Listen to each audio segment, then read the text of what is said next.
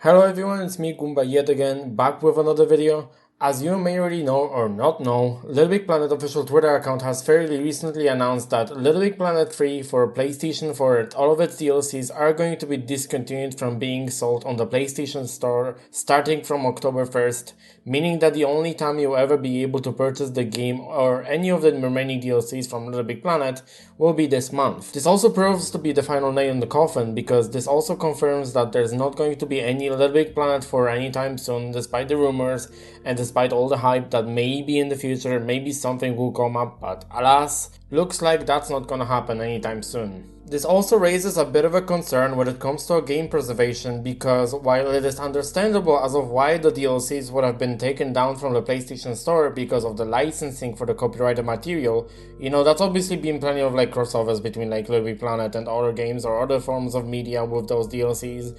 The problem is not all DLCs suffer of the same problem, and stuff like certain creator packs, Music Pack, or any other non-copyrighted content wouldn't necessarily share the same fate in my opinion. But what's worse is that even Little Big Planet 3 as the game itself is also going to be taken down, which raises even more questions than answers. And that in my opinion feels a bit scummy in comparison to other types of measures some gaming companies do, such as Rockstar Games, where in their older GTA titles such as Vice City or San Andreas, they would cut content from the in-game radios to the license expiry, which to be fair, I'm not a fan of this solution either, as I would rather have Rockstar / Take-Two Interactive renew their licenses for songs, as they actually are a multi-billion companies, so they could easily afford something as renewing licenses. However, this is something that would be perfectly acceptable for a way smaller team that has maintained Little Big Planet games for the past 15 years. Maybe mute the soundtracks in the game that they no longer have access to, for example, or maybe swap it with a different type of music or any song that doesn't, for example, require a license for. Obviously, music licensing is not the only concern, as there are also DLCs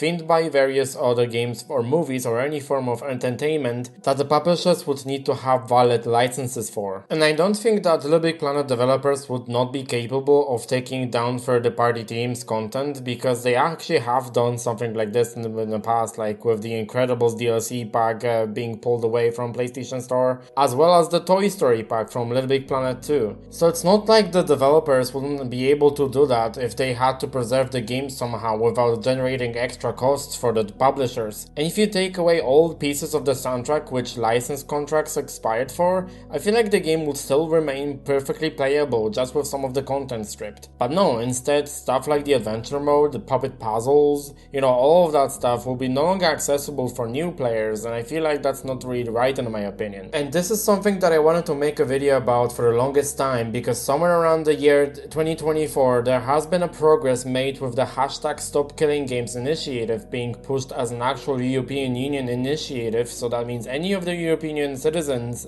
so that means any citizens of the countries that are part of the European Union are able to sign into the initiative to precisely address the issue of the games being taken down from the storefront altogether, despite having a possibility to access the content offline or at the very least as a single player. This is something that has happened in the past, by the way, especially as of recent. One of the live service games from Ubisoft called The Crew has recently not only been taken down from the store, so that means you can no longer buy the game anymore, but Ubisoft actually has pushed a great lengths to even take down the game from people's libraries altogether, meaning that the game that they have most likely paid the full price for, they no longer have access to, so they kind of just straight up being robbed from the product that they've paid money for, that they've purchased. And I feel like that's kind of wrong, and I genuinely wish for regulation to be implemented in European Union to prevent these scammy anti-consumer practices being implemented in video games, offered digitally as well as physically, which I will get to in a moment. Because even if it seems that Sony most likely won't pull on Ubisoft and take down Little Big Planet 3 from people's libraries altogether, but who knows? Maybe someday they would pull an 180 and all of a sudden people's accounts will be rid of a Little Big Planet 3 license as well. And it's not something that we can speculate whether Sony can do it or not, because, well, they showed us they can absolutely do it with Concord. Well, I mean, the game itself was a massive financial failure and has been refunded to everyone, everyone. But this is where the EU initiative steps in. As for the initiative, the goal of the hashtag #StopKillingGames initiative is to establish 3 major regulations when it comes to selling and maintaining games, sort of like our rules for like video game preservation. So the first one is to require video games sold to remain in a working state when support ends. So I figured into examples here. The first one, which was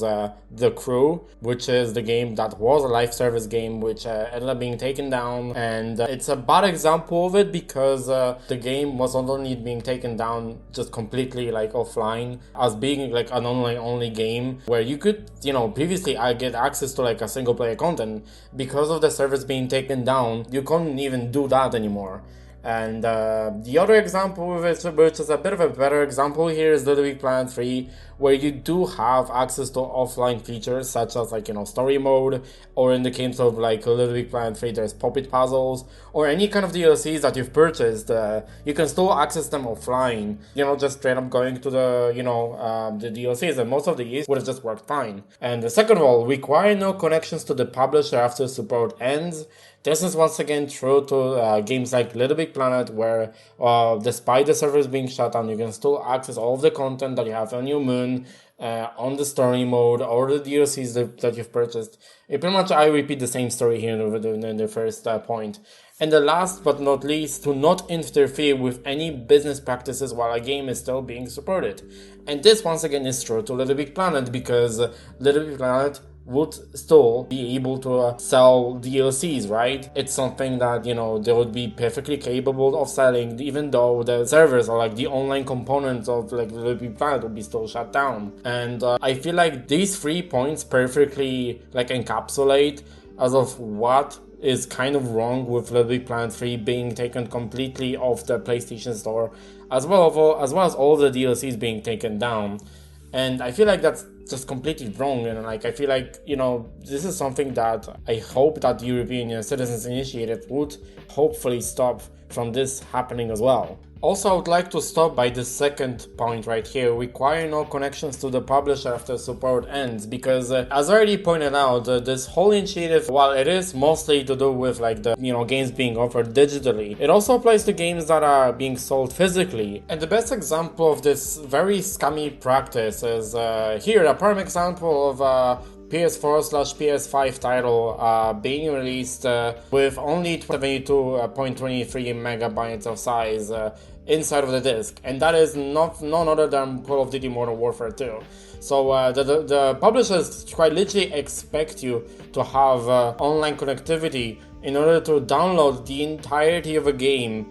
Even though you purchase the game, like, you know, physically, you still have to download the game. It's so insane, because like at this point, this means that the disc itself no longer is the game, but like it's just a straight up just purely a license for you to be able to download the game off their servers. Like this is such a scammy solution. Like this is just unreal. Like, so what happens if for example, you no longer have access to the internet, or the publisher's like online servers is shut down?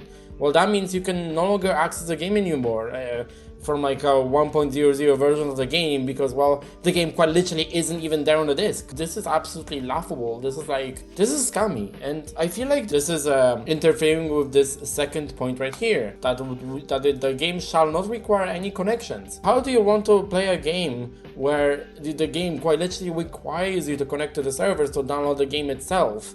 Like that just violates the second point right here. You do need to have a connection to the publisher in order to even be able to download the game and to be able to play the game itself, because the game itself is not even on the disc. It's crazy. Like, how many lengths would the publishers or the developers or whatever would go for in order to screw with the consumer even further? Like, that is insane to me. Like, this just highlights what is currently wrong with the gaming industry in 2024. And I'm hoping this initiative will gain a lot more votes, because this is something that directly opposes the whole idea of like game preservation as of like how people are still able to play all those old items despite developers like best efforts to try to rob the consumers of the ability to do that. So that's why it's very important to me, and I highly suggest to you, if you live in a member state or member like nation of the European Union, I highly recommend going to this website called STOPKILLINGGAMES.com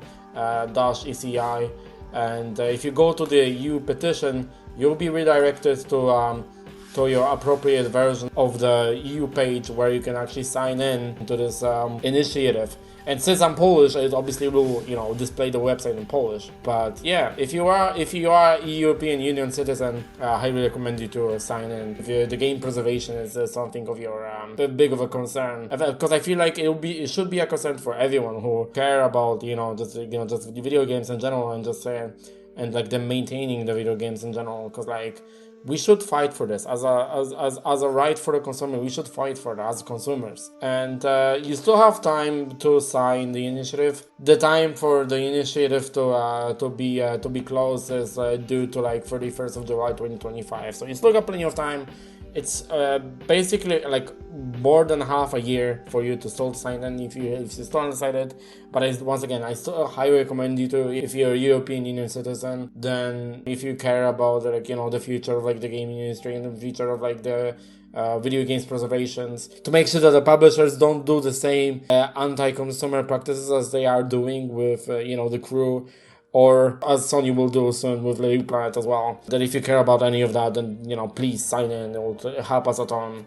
And yeah, I'm just gonna leave this URL in the description as well, so you guys have an easier access to it. You can like directly go to this website and sign in. But yeah, this is going to be it for today's video. Thank you guys for watching. Like the video if you enjoyed me rambling about this whole situation, and I'm hoping that you guys are also very supportive of this initiative, and I'm hoping this initiative will go through, because this is like the consumers' rights we are talking about, right? And I feel like this is something that we should definitely fight for, and to have the ability to like keep our games that we purchase like digitally forever. And this is slowly being kind of like a threat to us, where these games we have literally no guarantee that these games are kept forever for us. So yeah, that's pretty much it. Thank you guys for watching. Comment down what you think, and subscribe for more content, and I will see you guys in the next video. See ya!